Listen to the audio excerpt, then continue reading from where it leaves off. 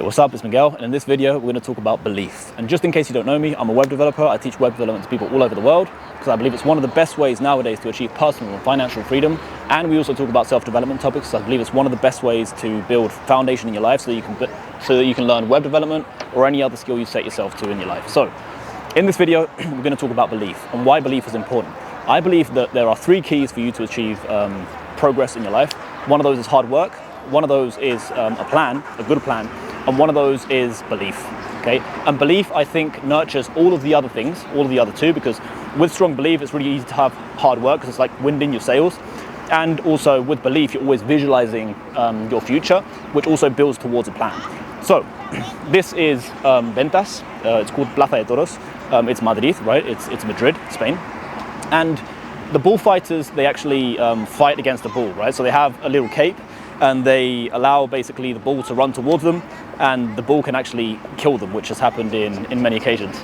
And in this situation, the bullfighter actually has to have a strong belief, because if he doesn't have a strong belief that I don't know how heavy a fucking bull is, but they're really, really strong. They have like really sharp horns. So if he doesn't believe that he can actually fight that bull and kill it in the end, right? Which I don't personally agree with. I don't really go to bullfights to see bullfights myself. I don't really agree with it, but the symbolism behind it I think is very powerful. So if a bullfighter can be in front of a bull, that is basically because of belief, because they've also tried it many times, they've practiced and they've survived, right? So that's another thing about belief. If you want strong belief in your life, you really have to put in the repetitions to create that belief in yourself.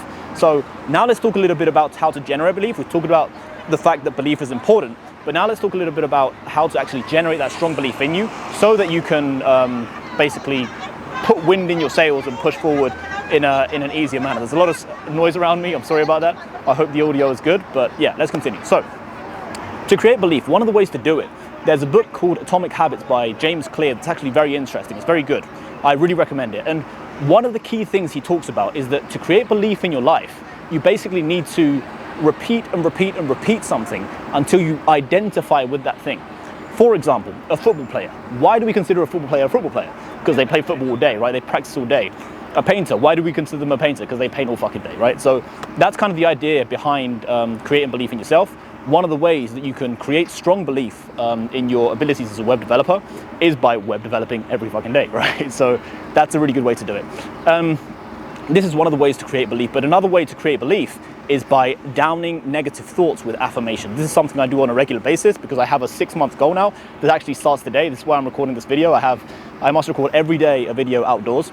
So that's one of my goals. That's the belief that I can build a YouTube channel, and to build that YouTube channel, I understand that I have to do YouTube videos in interesting places like this one, because I don't know, it's just more interesting than obviously doing it at home. So to do this, obviously, it requires belief, but it also requires the downing of negative thoughts, of self-defeating thoughts. We have influence from society, from our friends, from our family, like crabs in a bucket, you know, they kind of want to pull us down. That's why I don't really like to tell people about my goals, because if I tell my friends, they might feel insecure that they don't have goals or that they're not doing stuff. And if I tell my family, they might be like, hey, why are you taking these risks? Because they want the best for me, you know? So I understand their point of view, so that's why I kind of try and keep my goals for myself, because I don't want any negative influence on me to reduce my belief in myself, let's just say. So one way to create belief is through affirmation. So affirm yourself the things you want in your life every day, right? That's one strong way to create belief. And also mantras. So make short mantras that you repeat to yourself every day that will actually help you get towards where you want to be, right? That's another great way to create belief. So we've talked about creating beliefs through action, okay? Through daily action to create an identity in yourself, and also creating beliefs through affirmations and downing down those negative sort of thoughts and those negative influences from the outside, and promoting positive influences through affirmations that you might perform in your day-to-day life, or simply by visualizing a goal. Okay, that's kind of another affirmation. It's an imagery affirmation instead of a verbal affirmation, right? So these are the two main ways I propose to create belief. And to understand this in a more scientific manner, think that your brain actually has, well, we have neurons obviously, but we have neural connections. And the more you do an activity, the more you perform an activity, the more you strengthen those neural connections. So if you're thinking negative thoughts about where you want to be because you think maybe you're not good enough, whatever society tells you, right, and whatever you tell yourself kind of from the influences from the outside, you're going to create sort of stronger neural connections towards those thoughts.